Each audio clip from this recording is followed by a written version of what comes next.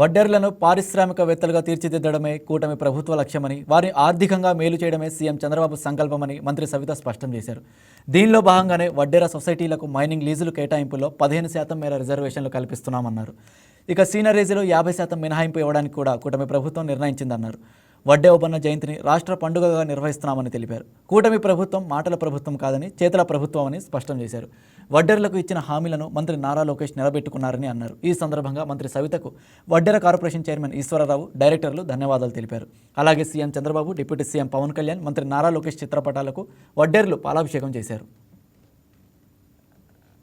చెప్పామో మరి ఆ మాట నిలబెట్టుకున్న ప్రభుత్వం కూటమి ప్రభుత్వం అన్న విషయం తెలియజేస్తూ, మరి పాదయాత్రలో యువగళం అధినేత నారా లోకేష్ బాబు గారు మరి బీసీలకు ఏ విధంగా కష్టపడుతున్నారు, మరి బీసీల్లో భాగమైన వడ్డే సోదరులు చాలా కష్టజీవులు, కష్టం మీద బతికేవారు, చాలా నమ్మకమైన వారు, చాలా ఇబ్బందులు పడుతున్నారని ఆ రోజు వడ్డే సోదరులందరూ ఏ నియోజకవర్గంలో ఆ నియోజకవర్గంలో మా వడ్డర్లకు మరి ప్రాధాన్యత కల్పించాలి, మా వడ్డే ఓబన్న జయంతి రాష్ట్ర పండుగగా చెయ్యాలి అని ఆ రోజు వడ్డేరు సోదరులందరూ కోరినట్లు ఆ రోజు యువగళం అధినేత నారా లోకేష్ బాబు గారు మాట ఇచ్చి ఆ మాట నిలబెట్టుకున్న యువ నాయకుడు మన యువగళం అధినేత నారా లోకేష్ బాబు గారు అన్న విషయం కూడా తెలియజేస్తున్నాం.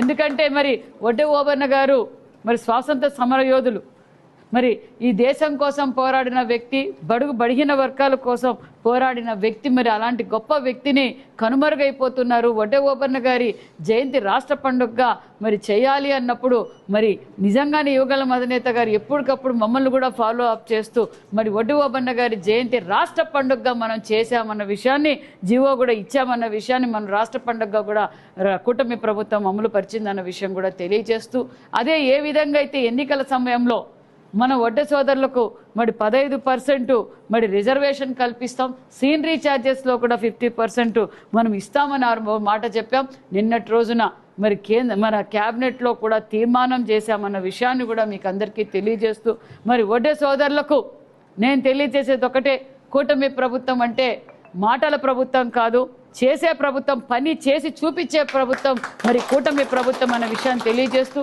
ఒక పక్క సంక్షేమ పథకాలు అందిస్తూ మరి బీసీల పక్షపాతే మన ముఖ్యమంత్రి చంద్రబాబు నాయుడు గారు అన్న విషయం కూడా తెలియజేస్తున్నాం.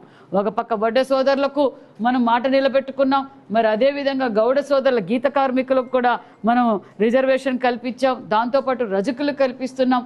మరి అనేక విధాలుగా ఈరోజు బీసీలకు పెద్దపీట వేస్తున్నాం. ప్రతి నియోజకవర్గంలో కూడా ఎంఎస్ఎంఈ పార్కులు ఏర్పాటు చేశాం. ముఖ్యమంత్రి గారు నిన్నటి రోజున క్యాబినెట్లో ఒకే విషయం చెప్పారు, ఓన్లీ క్వారీలు 15% ఇవ్వటం కాదు, వారి ప్రతి ఒక్కరి వడ్డే సోదరులు వ్యాపారవేత్తలుగా మనం మార్చాలి.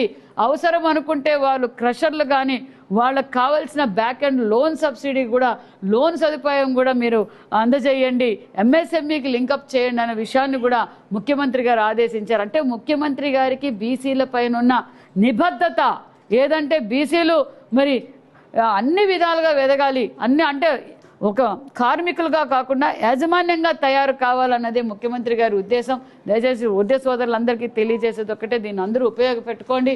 ఖచ్చితంగా మరి కూటమి ప్రభుత్వం మరి ఒక పక్క మైనింగ్ శాఖ మంత్రి మన బీసీల గురించి బీసీ పక్షపాతి అయిన మరి కొల్లు రవీంద్ర గారు ఉన్నారు, మరి బీసీ శాఖ మంత్రి నేనుగా ఒక మీటింగ్ కూడా పెట్టుకున్నాం. గనుల శాఖ ద్వారాను మరి బీసీ వెల్ఫేర్ ద్వారా కూడా ఒక మీటింగ్ పెట్టుకొని కొత్త సొసైటీస్ ఏర్పాటు చేయడానికి కూడా పర్మిషన్ ఇస్తున్నామన్న విషయాన్ని కూడా తెలియజేస్తూ మీరందరూ దీన్ని సక్రమంగా ఉపయోగపెట్టుకోవాలని కోరుకుంటూ